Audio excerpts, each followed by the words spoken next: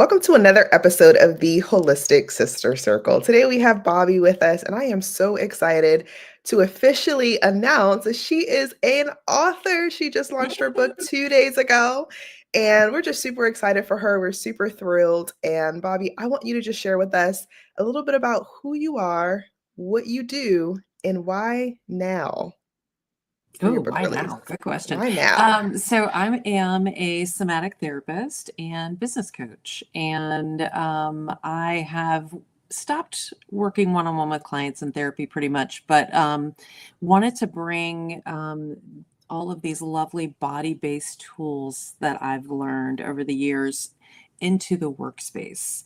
One of the things that I saw as a therapist is that a lot of people come in with stress and burnout from work and how much they hate their jobs and how it's impacting their life outside of work, and really wanting to be able to have tools for people in the workspace to use so that it doesn't have to be so yucky, right? Mm. Absolutely. And I'm grateful that we're talking about this because I mean, there's so many people at this stage, whether you're working in office or you're working at home. Um, these are things that if we don't address them and we don't get to the root of them, they can cause more harm as we continue to live on our latter years. So, could you just share with us what has been the biggest hurdle that you've seen in your industry, and with the clients that you've served with this topic? What has that looked like? Mm. I think honestly, getting people to slow down enough to take care of themselves, Mhm. getting people to recognize that the things I do today actually matter for my not just my mental health, but my physical health, and that when you're living in stress and um, burnout really, it changes how our body is showing up internally and causes long-term problems for us. And so Mm, getting people to recognize there's really a mind-body connection, and that, what we eat matters, what we who we spend our time with matters, how we react to things or think about things matters. um, and that for me, I think one of the biggest hurdles I see for people is their ability to have a belief that they can fix the problem, that they can respond differently and do something different. mm. What are some things that you've tried that have helped to get these particular people to slow down? What has that looked like? Mm, Practicing it with them. So practicing a mindfulness exercise with them, or when clients come into the room, getting them to stop and like actually look at the space they're in, and see if it's a safe enough space for them. Like we really want our brains to communicate, or we want our nervous system to communicate to our brain that this space is safe enough for me, and I can settle. I can do, the things that I need to do to be present in this actual moment. Yeah, and I'm just super curious too. A lot of the times when someone starts a business or they write a book, a lot of it also has to do with maybe how they have were treated or what that looks like in their life. And Mhm. I just would love for you to share who was Bobby growing up? What did that Oh, look growing like? up. And yeah, Um, and what made yeah. you get into, really like, yeah, I want to know like how did we shape Bobby into who she is today to now come out with the shift? Yeah, so I am the product of two teen parents, and life was pretty stressful. They're both blue collar workers for a long time. So, really seeing my parents work very hard in jobs where they had very little say so over how anything transpired. And hearing them complain about work, or having to deal with some of the issues with work, those were things that definitely shaped me. And all of that pushed me in the direction of being a therapist. And and then having my own experiences as a clinician, owning my own practice. So being a business owner and having things, I talk about this in the book, having things that made for an incredibly hard year that were very heavy and hitting me like all at one time, and recognizing my own signs of burnout and stress, and that I wasn't doing the very thing that I was teaching clients to do. So I needed to slow down and do those things for myself, and then seeing the shift and how that moved me forward, and feeling like I'm in a much better and healed space from that, which is lovely. I love that. Thank you so much for sharing. I think it's so important that, people are able to see, okay, like just because this is currently happening to you, it doesn't necessarily need to define who you are. Yeah. And you can always change and have, as you share, the shift within whatever perspective that looks like. Now, for those who are listening who may have had, or maybe you're currently in this position right now where you're frustrated, your nervous system is out of whack, you are in that fight or flight mode or stage of always feeling like you have to perform because of work. Bobby, could you share with us what are just some industries that have really drawn to you, or that you've seen, collectively of, okay, this is an industry that I really want to take by storm and, share what my knowledge is with, these particular industries because you're noticing maybe something bigger that impacts them in that way. Say more what you mean by industries. Yeah. So for example, I know that my entire background has always been in sales and marketing. Yeah. And when you talk a lot about just the shift and being able to slow down from a sales perspective, I mean, sometimes, you have quotas and deadlines that you need to hit by, before the month is over. And sometimes within that, you're a bit heightened because you know that, oh, I didn't hit my quota, or I'm so close, but, I'm not sure if this deal is going to make it, things of that nature. And you don't always take those moments to take the breath or to slow down. And I'm just curious if you Mhm. have just certain industries that you've worked with that you've noticed maybe don't take as much pride into the slow moments and they truly need like your book and what you're offering right now. Just Yeah, yeah, I would I love to gotcha. know that. Yeah. So at the beginning of my career, I worked on the Heart Center at Duke, and really got to feel myself for what it's like to work in that extremely fast-paced environment, and especially on the Heart Center. We weren't on the surgical side, so we were doing a lot of just like chest pain evaluation type thing. And so client or patients were moving in and out of there within 24 hours. So Mhm. it was a lot. And then, there was heavier stuff that would be more crisis involved. And it showed me really what the nurses, the doctors, the CNAs are going through. And then also in my work over the years, worked a lot with medical providers. So I Mm. would say definitely the medical industry for sure, the healthcare industry.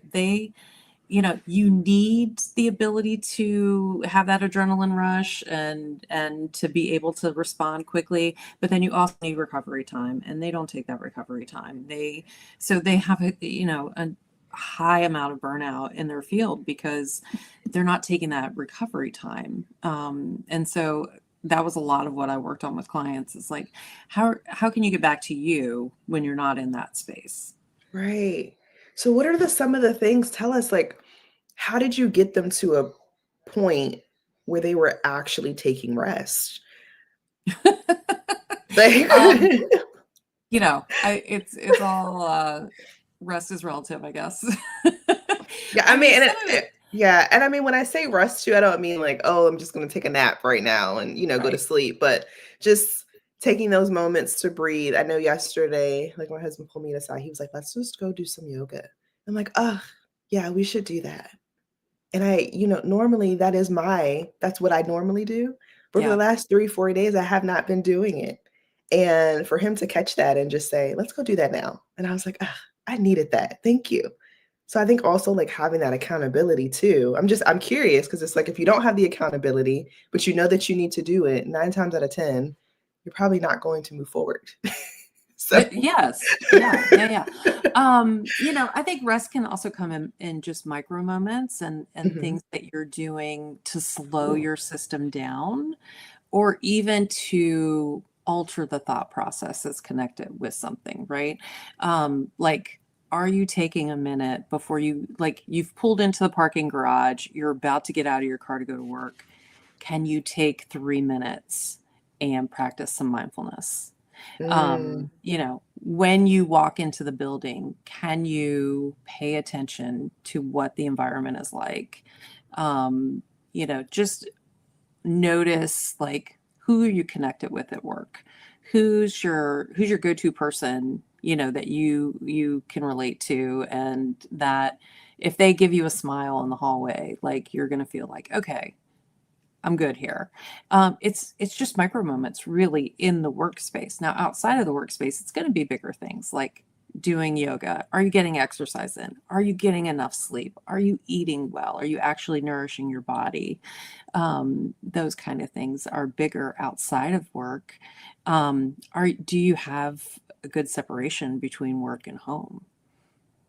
Boundaries are key. Like I've noticed for me, like having notifications on my phone for email, I have like 4 different email accounts. I don't need to see all this. yeah.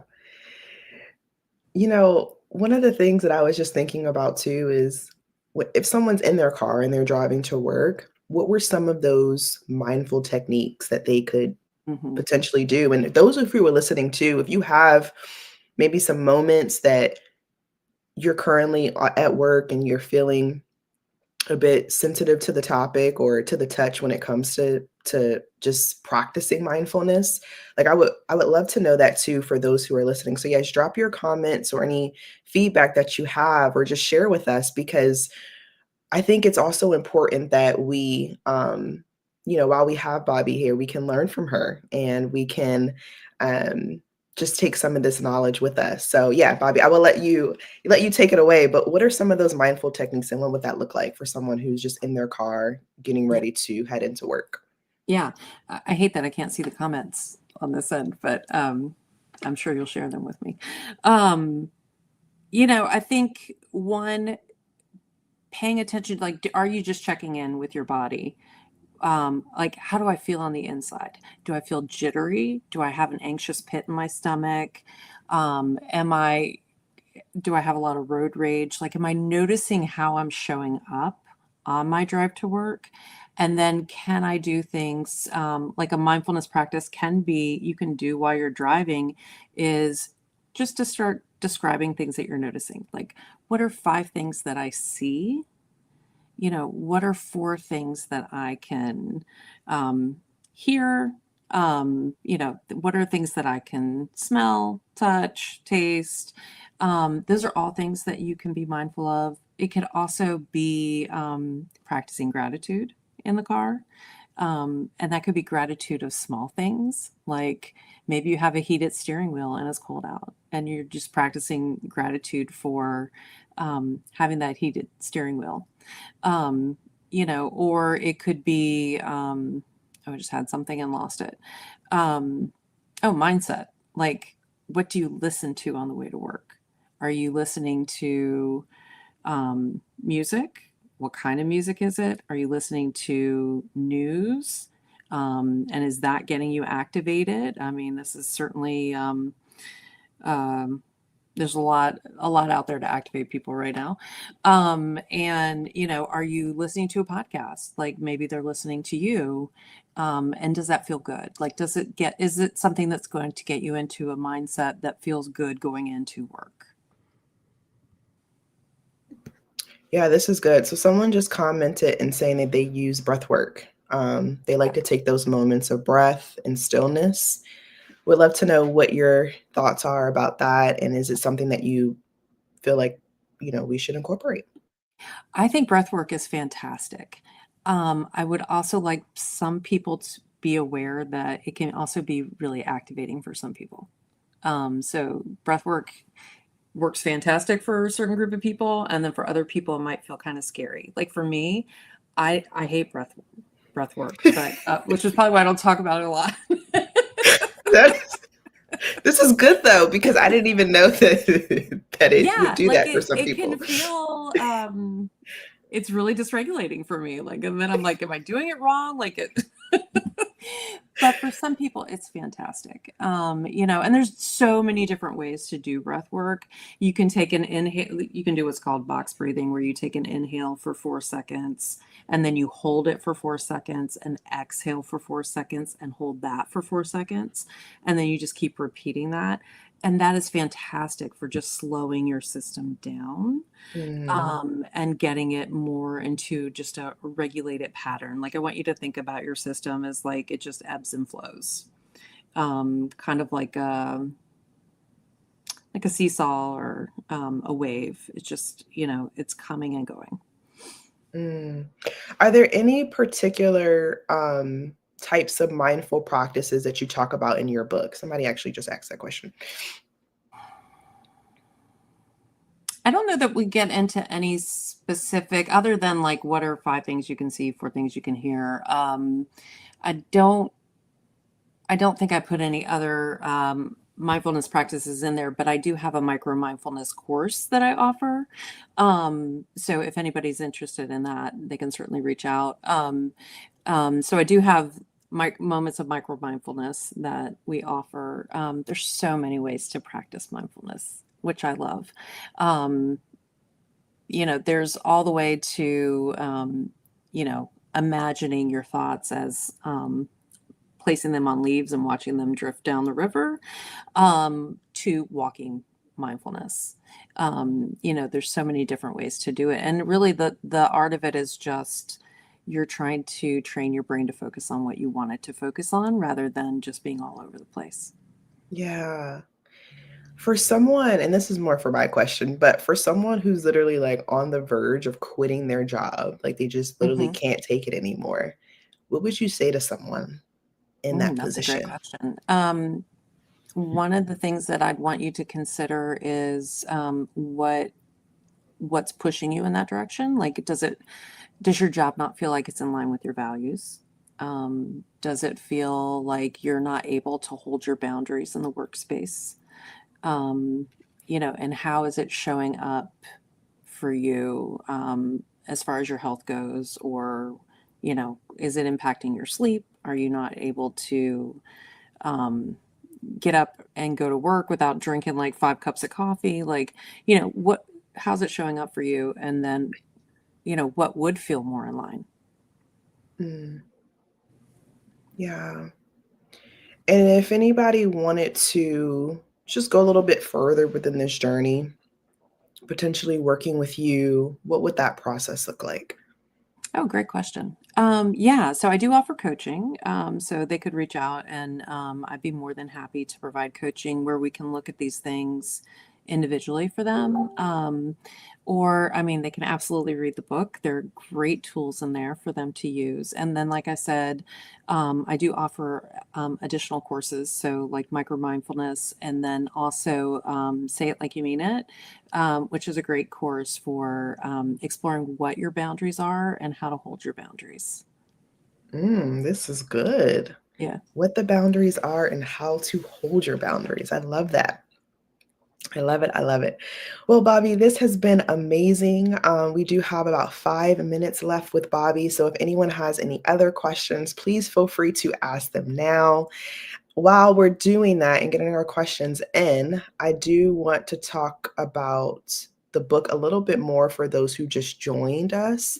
Um, so again, we have the shift. Shift happens, reclaim your energy and focus without quitting your job. So, Mhm. Bobby, one more time, can you just share with us again who you are, what you do, and tell us a little bit more about your book? This is just for last minute audience for those who just joined us. Yeah, so I'm Bobby Newell. I'm a somatic therapist and business coach, and I work with people on managing burnout, and teaching them tools so they can learn to love their job again, or at least get through the day without wanting to quit their job. Shift Happens is basically a guide for teaching you that you have a body. We're not just neck up, but we have like an entire body, and how that's showing up for you when you're burnout. Or not showing up for you, and issues that burnout causes with our health. And then there's great tools in there to use of how to regulate, how to stay calm, how to learn to let some things go, and really evaluating what's important to you, and how to move through the day without cussing everybody out and storming out of the building. Because that does happen. Yeah. So Right. I love it. I love it. Yeah. And then last thing before we just turn it over to let you go, I don't see any other questions coming in. Can you tell us just some success stories that you've had leveraging the shift happening? You know, I know obviously it's a book now, but I know Yeah. it's been time and time again. We work with several clients, and how has that looked like for them, and what has their outcome been? Yeah. Which actually is another way that people can work with me. I also offer intensives. So I'm happy, like, if anybody wants to come to North Carolina to provide an intensive for them. Yeah, I had a client one time who had an accident, which caused some head trauma a couple years before, and their anxiety, I don't know if you know, concussions can increase anxiety. Their anxiety had ramped up over the course of 2 years, and they were at the point where they were ready to quit their job. They just could not take another moment, and every day was so hard for them. And they weren't able to get up in the morning and go to work. They were just really struggling. And we did a lot of intensive work together, and worked through that traumatic event, and learned some mindfulness, some tools to regulate, some tools to ground, so that they were able to go back to the work. And now they've been there several years. They've reached out to me and let me know that things are still going great. So, this is the kind of thing that it didn't seem work related, but this event was impacting their work. And so then it turned into being work related. So we were able to move them through that. Wow, that's amazing. Thank you so Yeah. much for sharing. And again, if anyone wants to connect with Bobby further, Bobby, tell us what that process looks like. Yeah, so you can find me on my website, Mindful Collaboration, NC as in North Carolina.com. And we are on Instagram as mindful_collaboration. And you can find the book on Amazon. It's Shift Happens by Bobby Newell. And I am currently working on some add-ons to that. There's also a nice companion in the book that you get access to through a QR code when you buy the book. So that'll give you some additional skills. Amazing. Well, thank you so much. I'll also link the book at the bottom of the description notes for those who are tuning in as well. And Bobby, thanks so much again, and we'll talk to you next time. Bye, Awesome. Thanks, everybody. Vera.